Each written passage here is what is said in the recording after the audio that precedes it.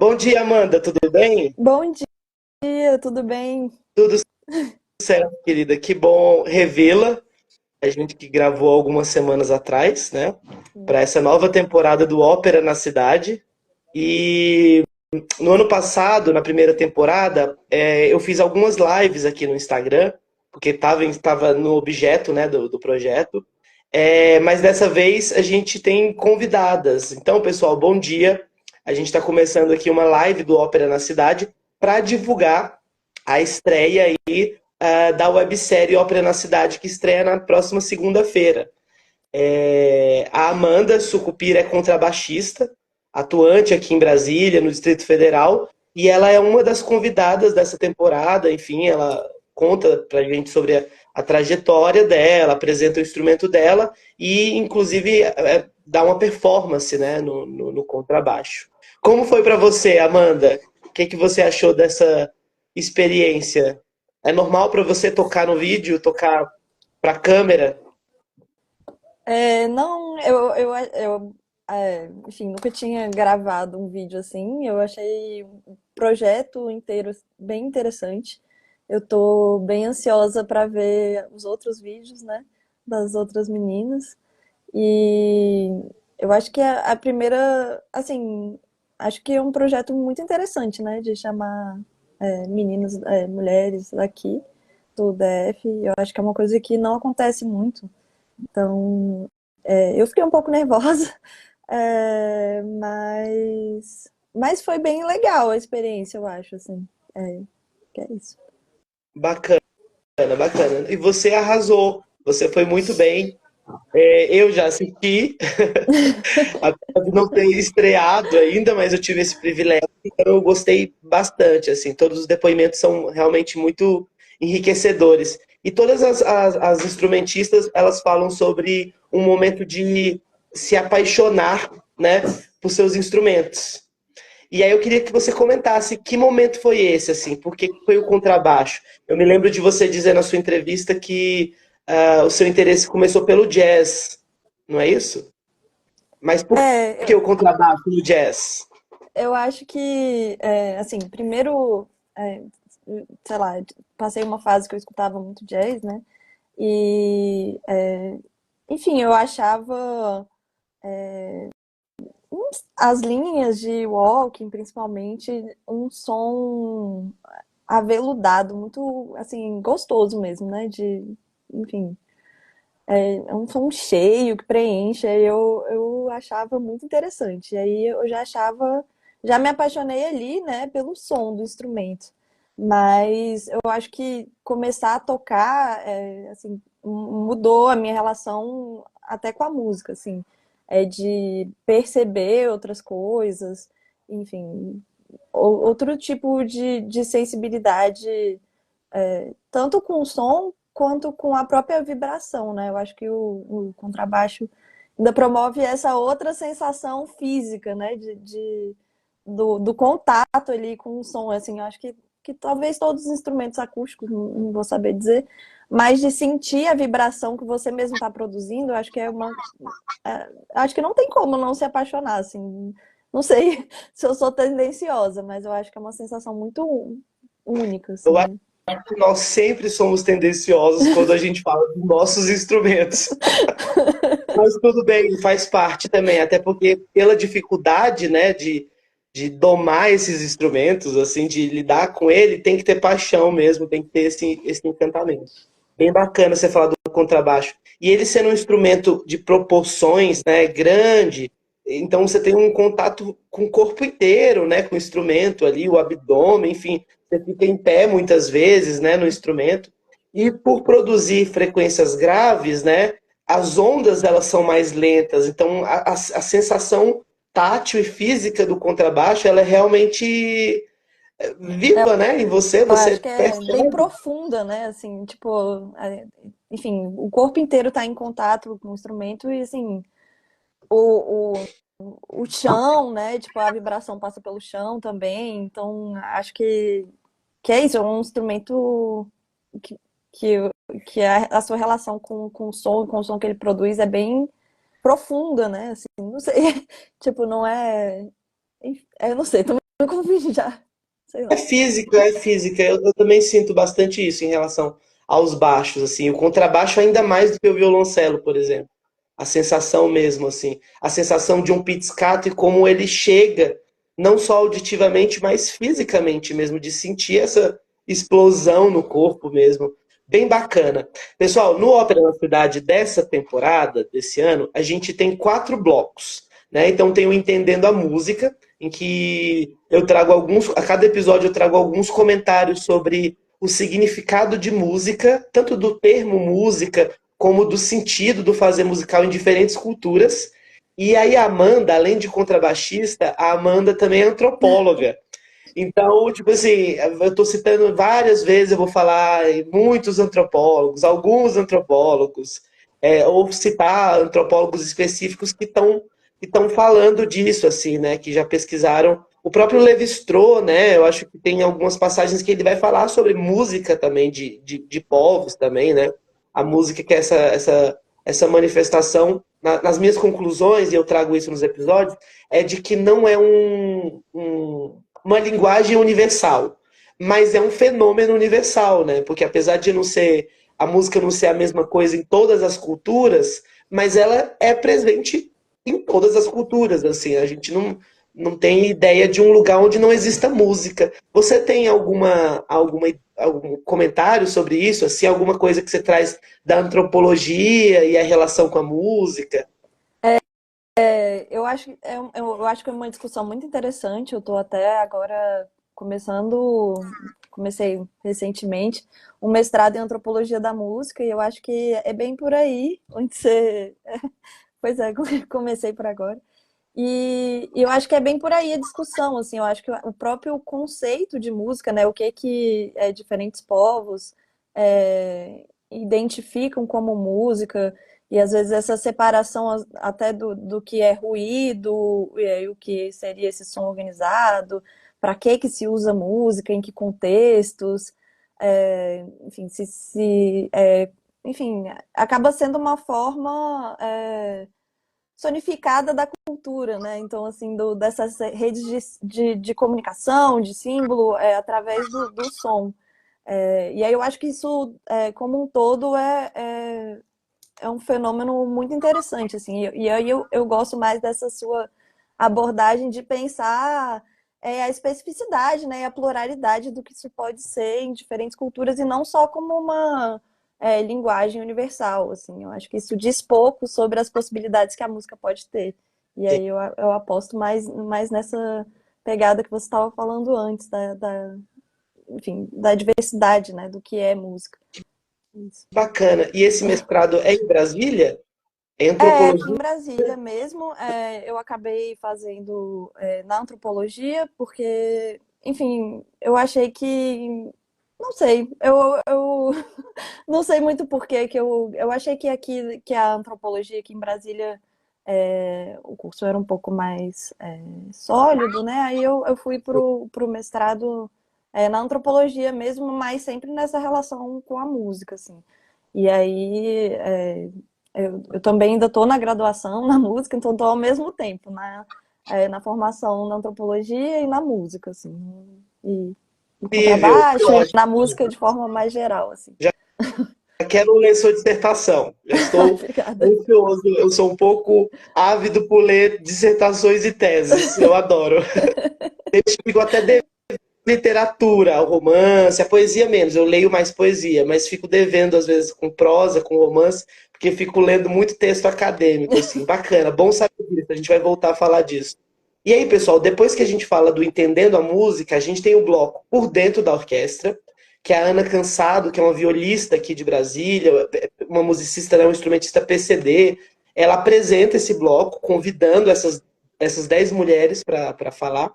E aí é nesse momento em que a Amanda aparece no episódio, num episódio em que ela é convidada, para falar da experiência dela. Ela conta várias coisas lá, é bem interessante. Ela falou muitas coisas interessantes, então quem está curioso vai ouvir o que a Amanda falou.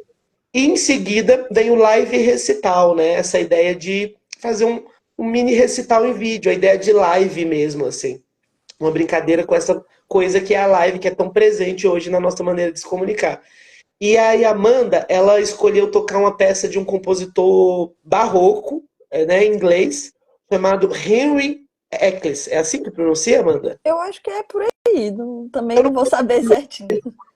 Eu não conhecia. Ele nasceu 15 anos antes de Bach, né? Ele é de 1770 e ele morre 8 anos antes de Bach. Acho que é 1742, porque Bach morreu em 1750. Então eles estão ali. Ele é um pouquinho mais velho que o Bach. Eu falo do Bach por quê? Porque quando a gente pensa na história da música, né? A gente pensa nesses grandes ícones.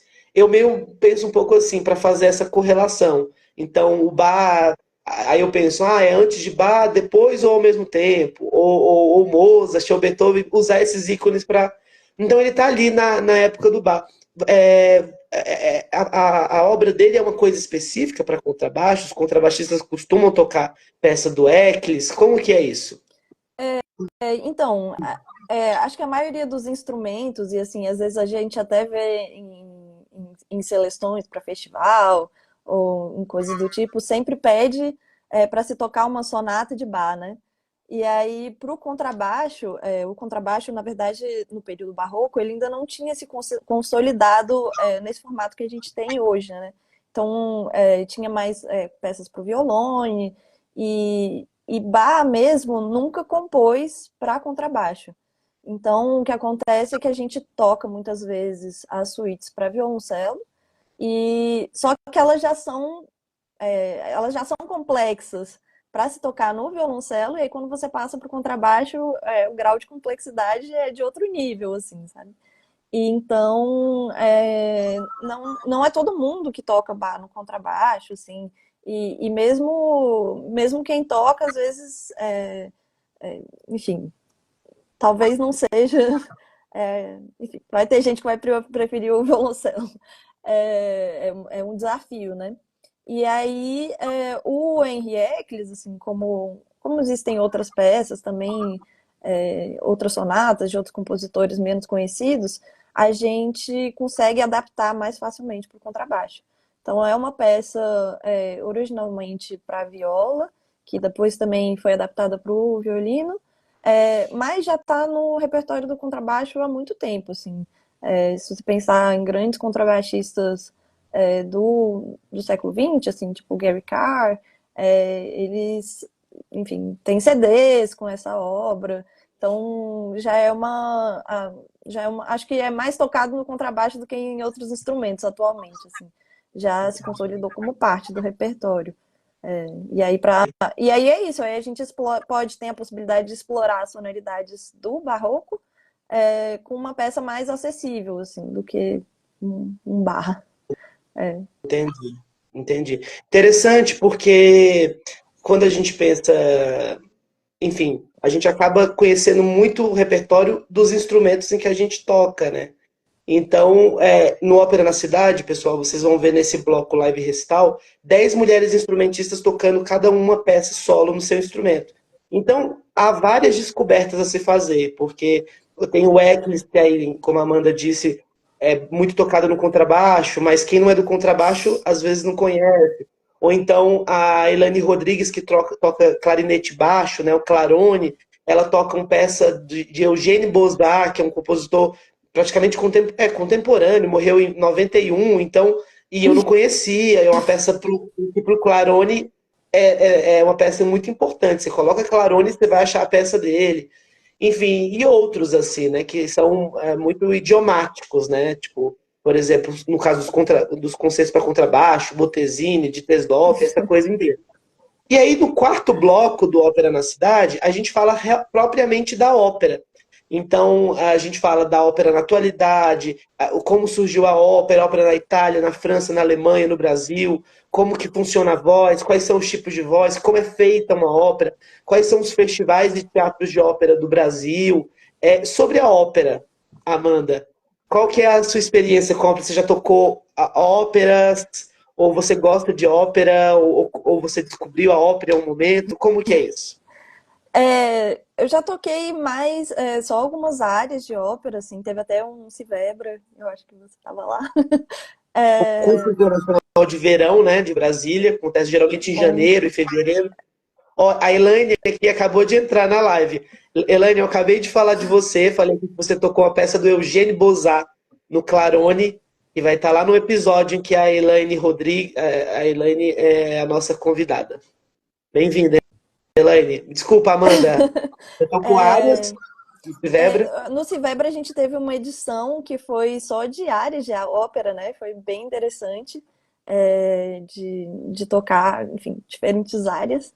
E, e também na Filarmônica, a gente já na Orquestra Filarmônica, que de vez em quando eu toco, foi. É sempre, eu acho bem interessante tocar a ópera. E eu tenho, assim, pouco. Eu acho que a ópera é um universo à parte, assim, não à parte, mas, tipo, em si, muito. Que tem uma história muito única, né, muito própria, que eu não domino, assim. Eu gosto de assistir e, enfim, me emociono. Prefiro quando tem o texto, acho que eu consigo me relacionar melhor quando eu entendo o texto, e às vezes eu acho Uma que legenda. Uma quando tem a legenda. legenda eu acho mais fácil, assim, porque às vezes é muito texto, né, dependendo da ópera, e aí às vezes a barreira linguística no canto lírico, enfim, aí você fica apreciando só o som, né, e às vezes tem uma história ali que, enfim, que o texto em si é muito rico. E Com aí eu certeza. prefiro quando tem. E é isso, assim, eu tenho. Não conheço muito da história, mas eu acho bem interessante, né? Tipo, é, enfim, acho que tem muita coisa artisticamente, é muito completo, né?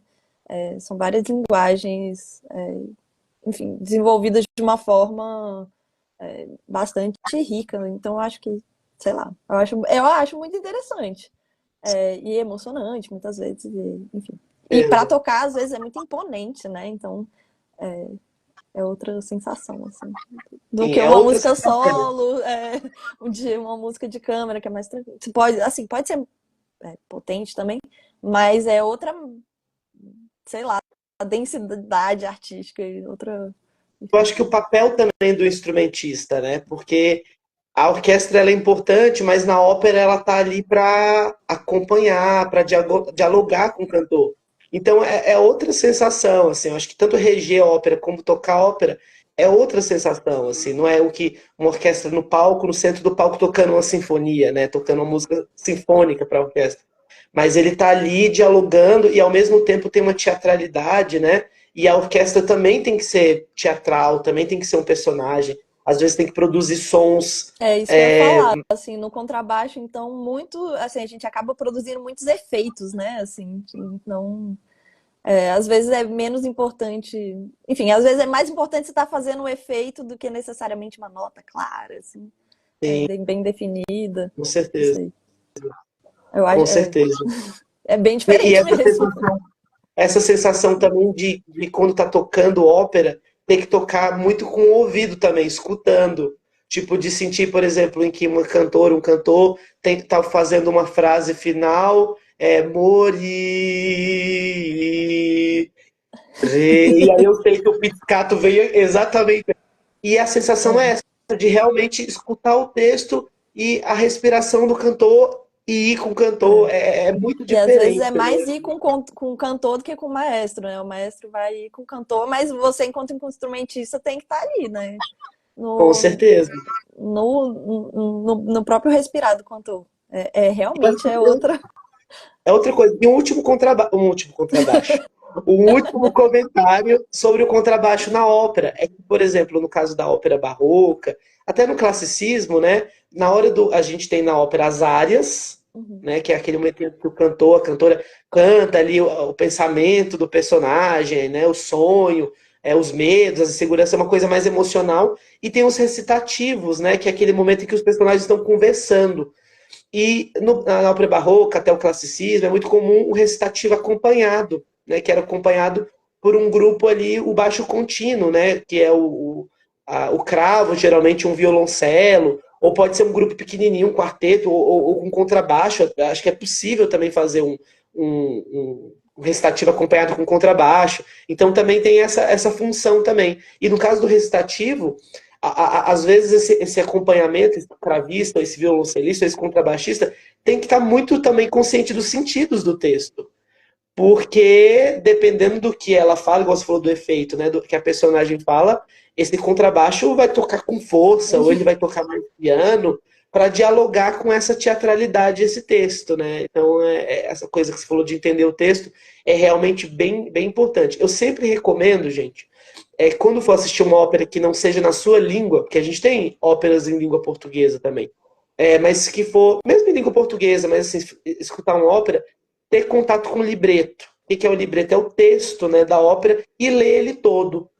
Geralmente você acha o libreto na internet, por exemplo, na língua oficial e a tradução. Então você lê a tradução e aí você gasta ali, eu gastei 1 hora lendo um libreto. Só que na hora de você ir para a ópera, o aproveitamento é outro. E se você não conseguir ler o libreto inteiro, tudo bem, vai no Wikipedia, vai na internet e procura só a sinopse, só o enredo da ópera. No primeiro ato acontece isso, no segundo ato isso, no terceiro ato isso, para você acompanhar. E aí, para além de você desfrutar da música, que já é muito bom, mesmo assim, só escutar já é interessante, mas só de acompanhar ali você pega outras camadas, né?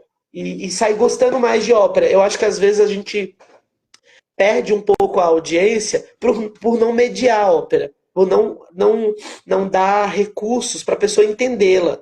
Então, do enredo, da história, ou a legenda, colocar uma legenda lá em cima, né? Igual no cinema mesmo, assistir a ópera com uma legenda. Enfim. É isso, Amanda. Foi um prazer falar com você. Foi bem curtinho aqui, mas é só para dizer para o pessoal. E a partir da segunda-feira, os episódios aí da nova temporada, agora como uma websérie, né, em 10 episódios, vão estar disponíveis aí. Vocês vão ter todas as informações, tanto aqui no Instagram, quanto na página do YouTube, do Ópera na Cidade. E a Amanda é uma das nossas convidadas. E é isso. Você quer falar mais alguma coisa, Amanda? Não, eu queria agradecer o convite, tanto pro projeto quanto hoje, assim, é sempre legal trocar uma ideia com você. Valeu. E parabenizar, né, pelo projeto, assim, eu acho que como a gente comenta, eu acho que deve aparecer nos vídeos, estou ansiosa para ver. É, eu acho que na música, de forma geral, não só na música clássica, mas na música popular também, existem muitas barreiras de gênero, assim, e aí eu acho que o projeto é muito importante nesse sentido. E também, esse último comentário que você fez sobre a ópera, achei bem legal as dicas. E acho que em termos de popularização e acesso, né, e democratização do acesso, também bem importante para o projeto.